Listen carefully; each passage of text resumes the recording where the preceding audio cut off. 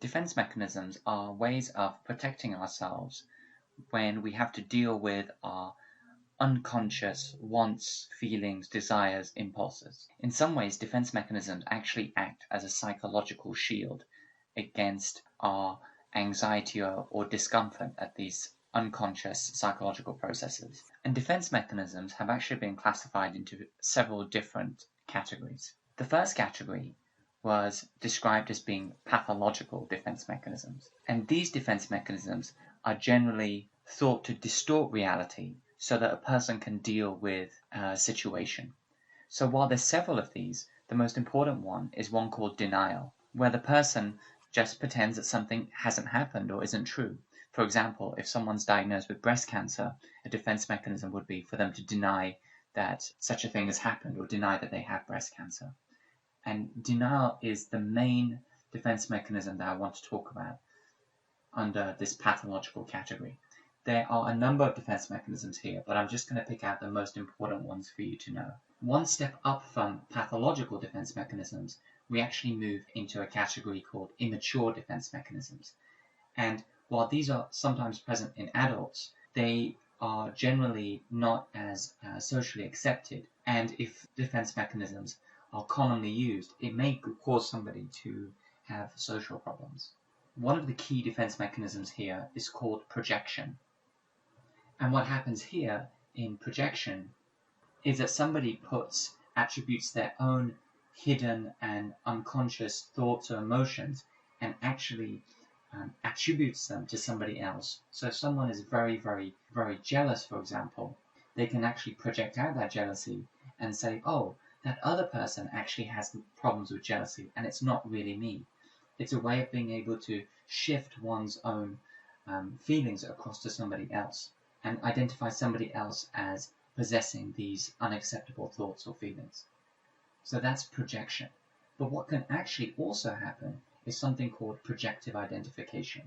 In projective identification, once that person has something attributed to them, projected onto them, like jealousy, for example, that person can actually subsequently start to demonstrate exactly those thoughts or feelings or whatever's being projected onto it and actually start to feel that way.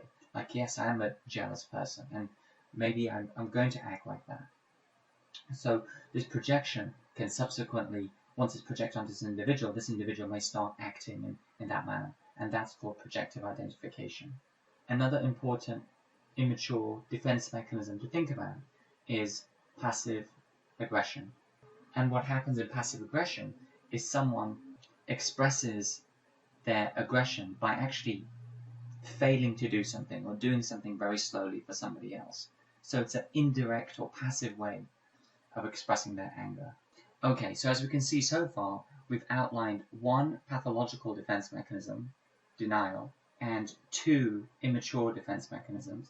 And this is by no means comprehensive. There are many more defense mechanisms, but I'm picking out the most important ones. Now, let's move on to a set of defense mechanisms that are called neurotic. And let's start by one called intellectualization. And what happens in intellectualization is that somebody picks out the intellectual aspects of any situation and detaches it from the emotional aspects, taking away that anxiety-invoking emotional part of a situation. So this is really a separation of emotion from ideas. Related to this is another defense mechanism by the name of rationalization. And what happens in rationalization is that we figure out a way of making an excuse and convincing ourselves that we were at no fault. Oftentimes, our thought process may involve some false logic or false reasoning, but it's useful for us because it enables us to avoid blaming ourselves. We also have another neurotic defense mechanism by the name of regression. And what happens in regression is that we end up performing behaviors as if we were at a much younger stage in our lives. So for example, if we can talk and speak and move about and do things normally, we may resort to whining or throwing a tantrum or acting in a way that is much more like somebody that was at a much younger stage in life. Some people might say acting like a baby. And a very similar word to this is something called repression, but it's actually a very different concept. This is, like most of these defense mechanisms, an unconscious process where our thoughts that may be coming into our consciousness are pushed down into our unconscious. And finally, in this category, we have something called displacement. And I'm actually going to go down a little bit just to show you what that looks like. What can happen in displacement is that an individual may feel very angry towards one person, but because it's not safe or it may be difficult to express that anger, they may displace that anger onto an easier target. For example, if a wife is angry at her husband, she may, instead of shouting or getting angry at him, may actually get angry at her child. Okay, so those are several of the neurotic defense mechanisms. Now I want to talk to you about some of the mature defense mechanisms. And the reason why these are important is that people who demonstrate strong use of defense mechanisms are happier, healthier, and more satisfied with life. So what are these more mature defense mechanisms? These defense mechanisms include things like the use of humor, the telling of jokes or engaging in humorous activity to partly be truthful about some of these hidden feelings, but also to make it much more socially acceptable. Another defense mechanism here is called sublimation. So if someone, for example, really has violent urges, they can channel their negative energy into positive energy. So for example, violent urges may lead to them actually becoming a boxer or a fitness trainer or a weightlifter, instead of actually going out and hurting someone. There's also another process, and think about repression, what I mentioned earlier. It sounds like repression, and this is actually called suppression.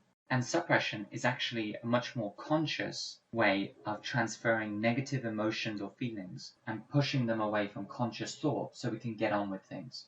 But we can easily access those thoughts at a later time.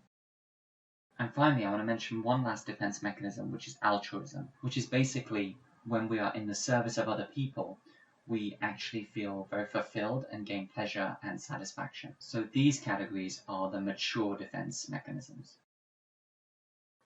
So there's certainly a lot of defense mechanisms here. And it's important to know that this is by no means exhaustive. So something else that I want to cover is a defense mechanism called reaction formation. And this is often referred to as being part of the neurotic group of defense mechanisms. But this is particularly interesting because those unconscious wishes or feelings that are experienced by a person, they actually end up doing the complete opposite. So for example, somebody that has a problem with immigration may actually volunteer to work at an immigration center, helping people develop their language skills or their visa issues.